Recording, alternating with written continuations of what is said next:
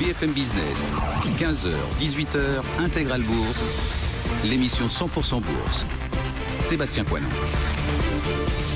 On va maintenant filer à Chicago, le siège de l'agence Morningstar. On nous attend Jean-François Besse, son représentant en France. Jean-François, bonjour. Oui, bonjour. Bon, pas de décalage, on vous entend très bien en direct à la radio ou à la télé.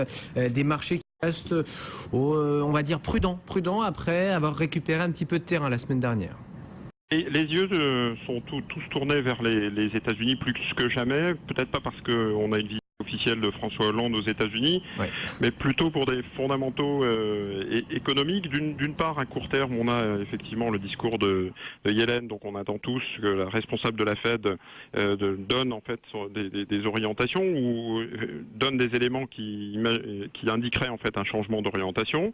C'est vraiment l'actualité de la semaine, l'impact aussi de la crise sur les émergences sur l'économie américaine. Et on a aussi on voit beaucoup d'analyses ici aux États-Unis sur le fait que nous sommes en haut de cycle. La hausse est plutôt derrière nous et beaucoup font illusion en fait au cycle des 7 ans qu'on voit un petit peu moins en Europe. C'est-à-dire que j'explique, on a eu une hausse, une sortie de crise entre 2000 et 2007, une petite crise entre 2009 et 2015. On avait eu aussi, si on s'en souvient dans le passé, une hausse entre 1988 et 96. 96, c'était l'année de l'exubérance irrationnelle soulevée par l'ancien président Greenspan de la Fed. Et puis malheureusement, ça avait été un petit peu chamboulé par la crise asiatique. Il avait dû ressortir en fait les armes de plus accommodantes, ce qui avait changé un petit peu la donne. Mais globalement, ce cycle de 7 ans semble en fait faire foi ici aux États-Unis. Et donc ce qui nous amène en fait sur 2014 plutôt un haut de cycle et donc beaucoup de de mauvaises langues, de pessimistes considèrent qu'en étant en haut de cycle, il ne faut pas s'attendre à de grands mouvements haussiers sur 2014, au contraire plutôt prendre ses bénéfices.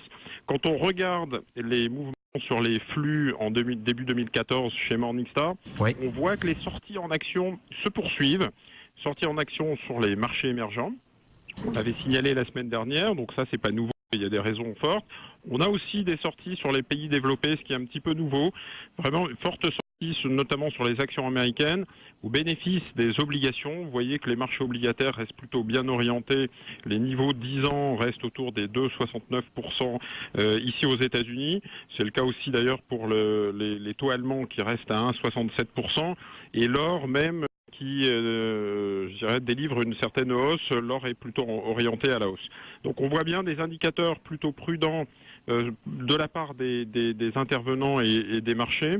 On rentre en fait en plus sur l'Europe dans une saison de résultats. On va voir quelques éléments. Donc si on fait un focus sur l'Europe, ce qui intéresse aussi fortement les États-Unis, qui apparaît pour le coup un peu comme une zone de stabilité.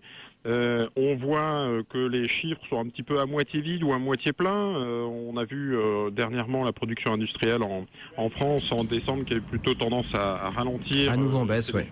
C'est les chiffres de l'INSEE, donc on a l'impression que la France est vraiment le vilain petit canard de cette zone euro.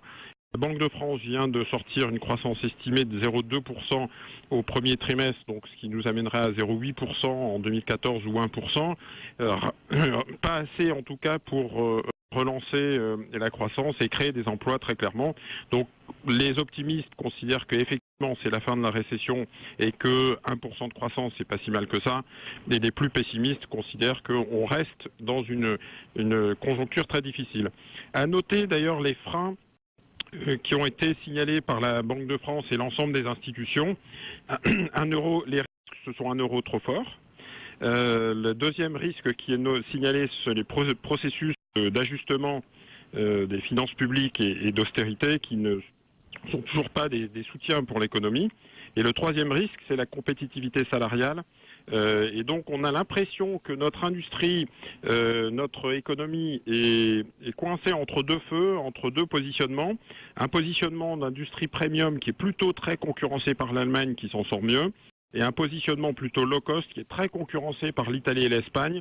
Donc on est vraiment entre les deux, et ce qui est sans doute la plus mauvaise position.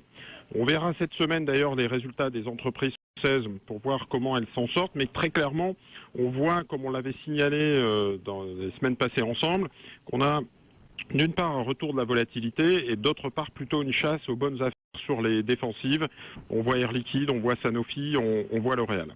Bon, L'Oréal, c'est ce soir après bourse, et puis il y a les spéculations, toujours autour de Nestlé. Ça soutient très nettement le titre. Merci beaucoup Jean-François Bay, en direct de Chicago. Aujourd'hui, on se retrouvera dans 8 jours ensemble ici à Paris. Le directeur général de Morningstar pour la France. L'indice CAC en toute petite hausse. C'est